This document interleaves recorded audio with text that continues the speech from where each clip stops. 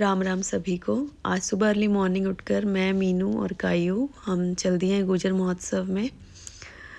पहुंचने पर पता चला कि गेट बंद हो चुका है, एंट्री नहीं हो रही गाड़ियों की। बट फिर मीनू का स्टॉल था तो इसलिए वहां हमें एंट्री करने में आसानी रही।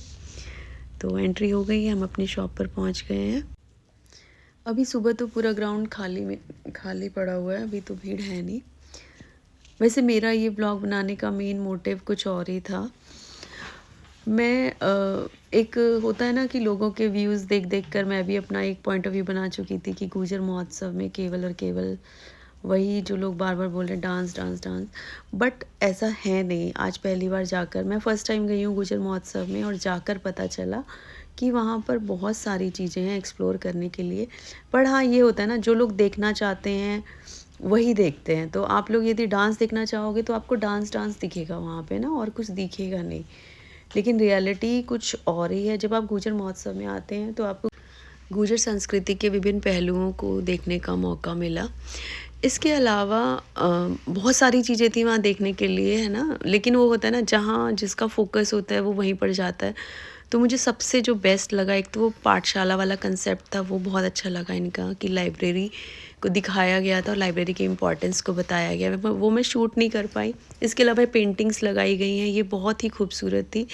और नए नए बच्चे, न्यू टैलेंट्स को दिखाया गया कि किस प्रकार से वो अपनी आर्ट को यहाँ पर दिखा रहे हैं।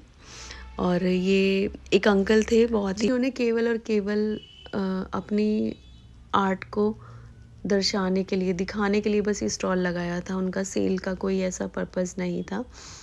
तो ये बहुत अच्छा लगा कि अपनी संस्कृति से लोग जुड़े हुए हैं ना, कला का प्रदर्शन हो रहा है यहाँ पर, सबको मौका मिल रहा है अपनी जो भी टैलेंट है उसे दिखाने का। तो एक बहुत अच्छा मंच है। इसके अलावा योगा, मतलब बहुत अच्छा बच्चे कर रहे थे, है ना। तो ये भी बच्चों के लिए भी एक मंच है जहाँ बच्चे अपनी विशेष योग्यताओं को दर्शा रहे हैं। कबड्डी मैच हो रहा था लड़कियों का, वो बहुत अच्छा था। तो वही बात आ जाती है कि आप जो चीज़ देखना चाहते हो, है ना, वही आप देखोगे। आप यदि हमारे कल्चर को देखना चाहते हो तो आप कल्चर देखोगे, है ना। आपको यदि डांस देखना है तो आपको डांस दिखाई देगा। तो आप समझ पाए होंगे शायद मेरा इस वीडियो को बनाने का मोटिव क्या था। बस यही है कि एकजुट होकर अपनी संस्कृति को, अगर आपको कुछ कमी लग रही है तो आप उस मंच पर आकर उस चीज़ को शेयर कर सकते हैं ना। ऐसे वीडियोस बनाकर उस चीज़ को फैलाना तो गलत लगता है मुझे। बाकी ये मेरा पॉइंट ऑफ व्यू है। Thanks for watching my vlog. मेरा नाम सोनू बसोया है। आप सभी मुझे पॉलिटी वाली मैम के नाम से जानते हैं, और मैं एक टीचर